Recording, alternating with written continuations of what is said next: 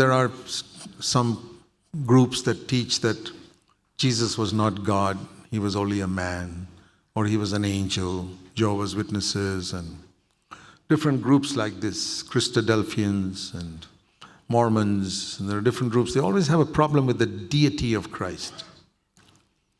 But do you know if that Jesus Christ was not God? Think of it. Supposing he was the highest of created beings, let's say. Created being means not the creator.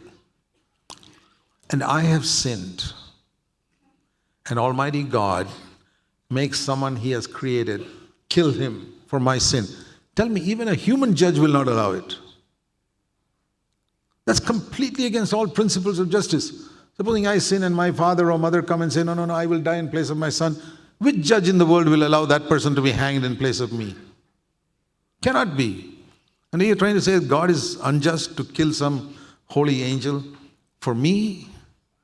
That cannot be. Number one reason. Number two, even if God permits one holy angel to die for me, he can only die for one person. He can't die for billions and billions of people who have sinned. No.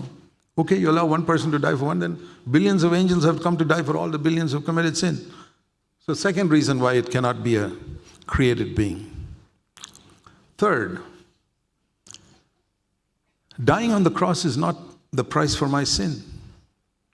Physical death is not the punishment for sin.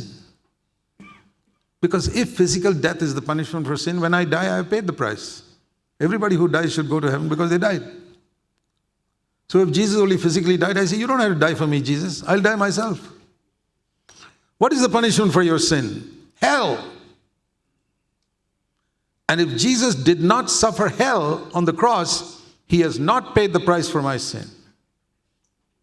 But he did suffer hell. Do you know what hell is? Hell is to be forsaken by God. And that's what Jesus experienced for 3 hours. Hell is not physically a place. It may be, but the important thing is forsaken by God. And that's what Jesus experienced on the cross for me. That's what he struggled with in Gethsemane. Father, take this cup away from me. It wasn't physical death. He was not afraid of physical death. He'd be ready to die 1,000,000 times for me and you. But this separation from the Father. Oh, Father, do I have to go through that? You and I have been together for eternity. And some angel can tell him, but Jesus, it's only for 3 hours. And you'll come back together again. No, I don't want to lose it for 1 second. See, we don't have that type of attitude to losing fellowship with God. We just tell a lie or get angry with somebody and lose fellowship with God. You fight with your wife and you don't talk to her for 1 hour. You don't have fellowship with God for 1 hour. It doesn't bother you. Afterwards, you go and apologize. But you've lost fellowship with God for 1 hour.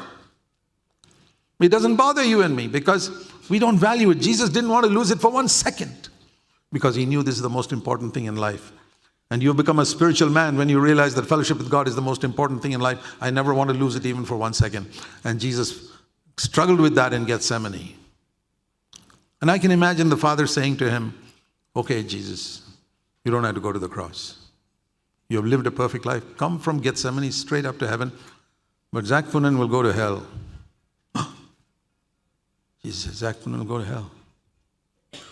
Okay, Father, I'll go to the cross. The day the Lord opened my eyes to see that, I wept and wept and wept and wept. I said, Lord, now I know. I see your love for me in Gethsemane. When I was a child, I saw it on Calvary that you died for me, the whip and the beating and the crown. Now I see in Gethsemane the mature understanding of what the cross was for Jesus. He suffered hell that I might never go there. And you know what it brought in my heart? A tremendous hatred for sin. I said, Lord, I cannot sin again because I know what it did for you. Not just the physical agony of beating and all that, but you went to hell because of my dirty thoughts, because of my anger, because of my unforgiving spirit. I'll never want to do those things again because that's what crucified you. It's I who drove that nails into your hand. That's what he suffered. So he did face hell. So if he faced hell, the next question is, fourth, is 3 hours in hell enough? Because only 3 hours he was forsaken. At the end of 3 hours, he was again, fellowship was restored. He said, Father. At the beginning of the 3 hours, he never called him Father. You know why he called him my God, my God, my God? He never, in his eternity, he never called him as God. All his life on earth, he never called him God. He always said, my Father, my Father. But when he stood there hanging with my sin, he was standing as a criminal before the judge of the universe. And he could not call him Father. Because Zach Poonen's sin and sins were on him. He said, my God, my God. I don't know why you've forsaken me. Because, when a man goes to hell, he can't think. I mean, I can say it's for my sin, God, but he's in hell now. He can't even understand. Why have you forsaken me? As if he didn't know. If he was in his senses, he'd have known, but he's facing hell. When you get to hell, you don't understand anything about God. Why have you forsaken me? But one thing he said, even if you have forsaken me, which I don't understand, you are still my God. He didn't say, oh God, in a defiant way. My God. I don't know why you've forsaken me, but you're still my God. That is submission. And I say, Lord, you did that for me. But 3 hours is not enough. Because the punishment for sin is eternity in hell. Can a man suffer eternity in hell? In 3 hours? No. But an infinite being can suffer the pains of eternity even in 1 second. Because infinity into one is equal to eternity into one. That means eternal punishment can be experienced by an infinite being even in a moment. So if Jesus was a created being who's not infinite, then my sins are still there, unpunished. So these are the 4 reasons why I say Jesus could not have been a created being.